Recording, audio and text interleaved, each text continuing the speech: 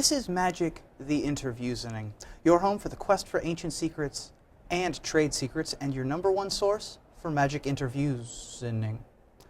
I'm Reuben Bresler, and I am here with Hall of Famer and self-nicknamesman Patrick Chapin. Patrick, thank you for joining me. It's not how nicknames work. Is that an inaccurate statement? Absolutely. Although, you're crazy if you think Jay-Z didn't come up with his own brand name. Sure. Fair enough. Talk to me about working with Team SCG for Pro Tour Montreal.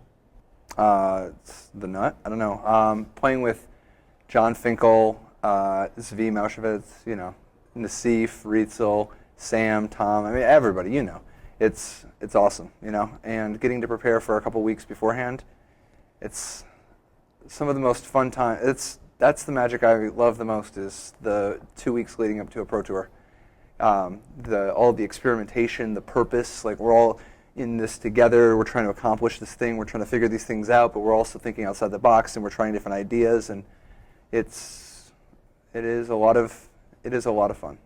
You started your journey in Magic in the junior division of the Pro Tour. Some of the game's greats started in the junior division, such as your SCG teammate, John Finkel. What's it like working alongside a real-life Magic card?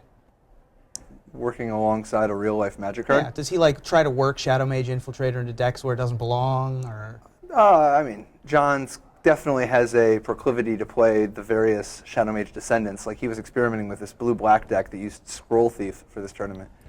But a lot of people don't remember that John, about 40% of the way into his career, was corrupted by Dave Price, switched to being a red mage, and I mean, his range is very, very versatile, but John definitely is a guy who will play anything. You are one of the most famous and prolific writers in Magic history, with several iconic, timeless pieces. What was it like losing out on the trolley for Writer of the Year to Flores? I don't know what that means. The awarding gave out the award for Writer of the Year. Oh, yeah, it's not really that big of a deal. We mostly care about the legitimate award shows, the ones that people care about and have read or have heard of. Such as? Like the Grammys. I didn't know you were nominated for a Grammy. How'd your album do? I did not come out with an album this year, sadly. Got held up in discussion Ours is doing really well. Fair enough. Shout out to Bill Godin. Well, you've got me there. Speaking of which, how much longer do you think it'll be before you're inducted into the Rap Hall of Fame as well? Everybody who knows about the Rap Hall of Fame knows that the real Rap Hall of Fame is the Rock and Roll Hall of Fame. It's not very rock and roll to be in the Rap Hall of Fame with like Vanilla Ice and MC Hammer. I mean, most of the real Rap Hall of Fame members aren't even in the Rap Hall of Fame, like Eminem, Jay-Z. Of course, I don't really know any of that, but I know that it would be an honor to even be parodied as being alongside those fine gentlemen. You are a member of the 2012 Hall of Fame class alongside Kenji Tsumura, Masashi Oiso, and Paulo Vitor Dance Dance Revolution. Which of them would you want as your two-headed giant teammate? In what format? Let's go with Gatecrash Limited. Gatecrash Limited. Probably Paulo by a significant margin. Outside of the fact that Kenji is merely the 5th best player of all time, Paulo I think is the 4th. So and he might be the 3rd. I mean, it's tough. So I think that there's a small edge that Masashi's barely sneaking into the top 15, top 12 of all time. So I probably would go with Paulo. And Paulo is current and plays a lot of the recent formats, whereas the other gentlemen have not been as focused as Paulo has been.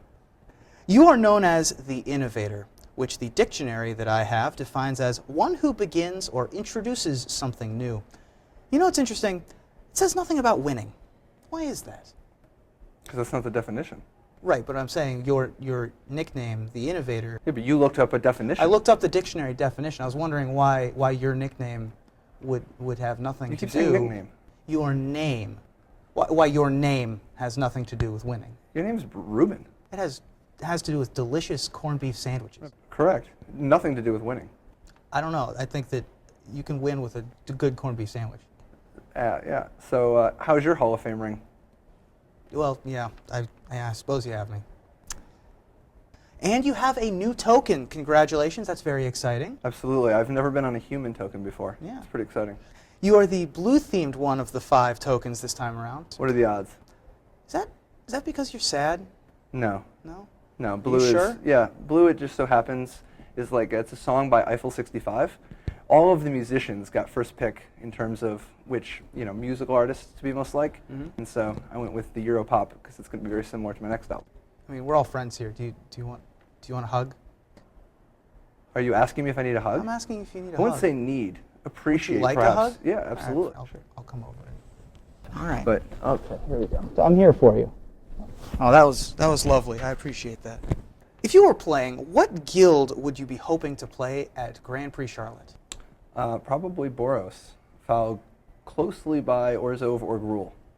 I would mostly be trying to play the not blue guild. What's the best combat trick in Gatecrash?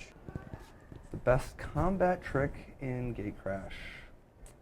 I don't know if you count it as a combat trick, but the black removal spell on instant speed's pretty good. But I guess I'm a sucker for the Wrecking Ogre. No, I like the 9/9, the green trample blood rush guy. It's a pretty sweet combat trick. What do you think are the top 3 decks in Standard? Esper, Jund, and red, white, blue. In your opinion, do you think Bloodbraid Elf was worth banning in Modern? Yes. I think you can do it one way or the other. You can either ban Blood-Rated Elf and commit to going down a path where there's going to be more bannings, or you can unban some stuff and try to go the other way. Both is okay, as long as you do one and stick to it. What's the most fun deck you've ever played? It is really hard to tell because there have been quite a number of experiences that are just off the charts where trying to make any sense of the readout of the funometer just doesn't even, can't even register anymore. But it was really fun playing mono red Sly back before people thought that was even, the red aggro was even a real strategy. So that might have been, although it's hard to tell because whenever you talk about, when you were a young innocent kid or whatever, it's easy to color, but it was super, super fun to play aggro when people didn't think you could even do that, But I also really enjoyed Dragonstorm and every single time I've ever activated Jason the Mind Sculptor in my entire life. You're a commentator for SCG Live, and you're doing some work for us here in Grand Prix Charlotte. I wouldn't call it work. Sure. I would call it a labor of love. Absolutely. Magic coverage has come a long way in recent years, and esports in general are becoming huge moneymakers. How much longer do you think it'll be before it all goes south and we wind up working at Starbucks? So to begin with, remember how M10 killed Magic? Mm-hmm. Yeah, it's kind of funny. So they just announced the 4th Pro Tour, which sounds like, oh, whoop-de-doo, there's 4 Pro Tours, there used to be 7. Except there's more money on the Pro Tour now than there was when there were 7. Magic is at an all-time high, but it's not just about how fast and how strong it is right now.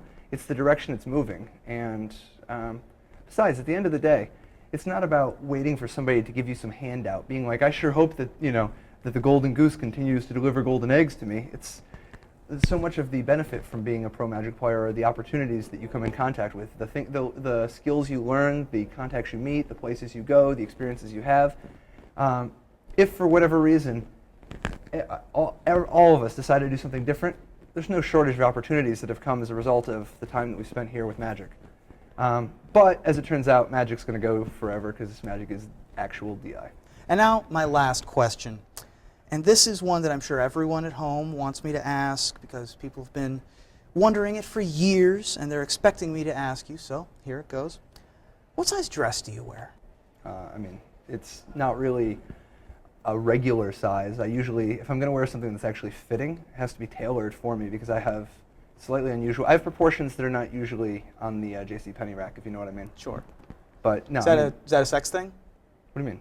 A sex thing? Measurements that are not usual for the just, JCPenney rack? it's mostly my height. Oh. My chromosomes, there's some correlation, but no, it's mostly because I'm really tall and I don't have a large chest.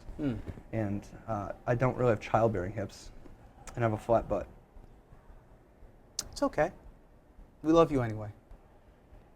Sweet. Patrick, thank you for introducing us to something new today. It's been a pleasure.